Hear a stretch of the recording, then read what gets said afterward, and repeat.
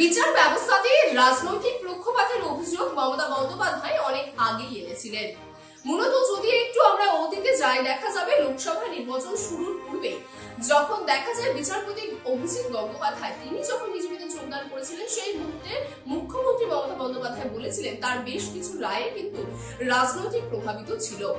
এবার সেই প্রসঙ্গ আবারও সামনে টেনে আনলেন মুখ্যমন্ত্রী মমতা বন্দ্যোপাধ্যায়। প্রসঙ্গত আপনাদের জানিয়ে রাখি যে শনিবারে কলকাতায় মূলত জাতীয় যে জুডিশিয়াল একাডেমি, সেই একাডেমির একটি অনুষ্ঠান ছিল এবং সেই অনুষ্ঠানে কিন্তু সুপ্রিম কোর্ট থেকে শুরু করে হাইকোর্টের বেশ কিছু নামি দামি বিচারপতিরা উপস্থিত ছিলেন।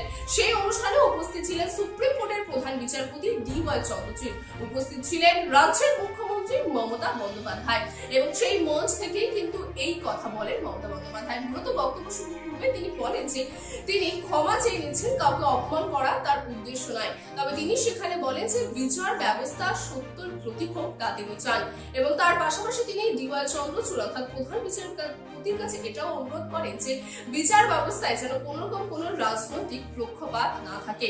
তবে এখানে কিন্তু বিষয়টি থেমে থাকেনি। আমরা জানি যে মমতা বন্দ্যোপাধ্যায় তিনি এর আগে বেশ কয়েকবার বলেছেন যে তিনি নিজেই আইনজীবী। এবার এই মঞ্চ থেকে তিনি এটাও বললেন তিনি বেশ কিছু কেসও লড়েছেন।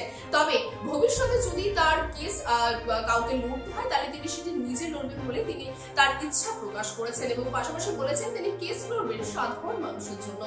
এর পাশাপাশি তিনি কিন্তু সেই মঞ্চে একটি দাবিও রেখেছেন, যে দাবিতে তিনি বলেছেন যে বার অ্যাসোসিয়েশনের যে সদস্যপদ, সেই সদস্যপদ যেন তাকে পার্মানেন্ট করে দেওয়া হয় আর প্রতি বছর তাকে তার সদস্যপদ মূলত নবীকরণ করাতে হয়। তার পাশাপাশি যে কলকাতা অর্থাৎ রাজ্য সরকারের তরফ থেকে যে হাইকোর্টকে অর্থাৎ সরকারকে যে জমি দেওয়া হয়েছে, সেই জমির কথাও তিনি কিন্তু উল্লেখ করেন। তিনি বলেন যে রাজারহাটের হাইকোর্টের জন্য যে জমি দেওয়া হয়েছে, হাইকোর্টের জন্য কি অন্য জায়গায় যে জমি দেওয়া হয়েছে, সেই জমির কথা তিনি উল্লেখ করেন যে জমি কিন্তু মূলত রাজ্য সরকার দেওয়া হয়েছে সেই জমি কলকাতা হাইকোর্টকে, সেখানে কিন্তু তার মূলত বলতে পারেন যে আরো একটি প্রতিষ্ঠান তৈরি করার জন্য।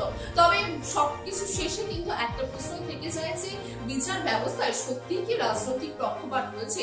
রাজনৈতিক পক্ষপাতের বাইরে যে কি কোনো বিচার ব্যবস্থা চলছে না।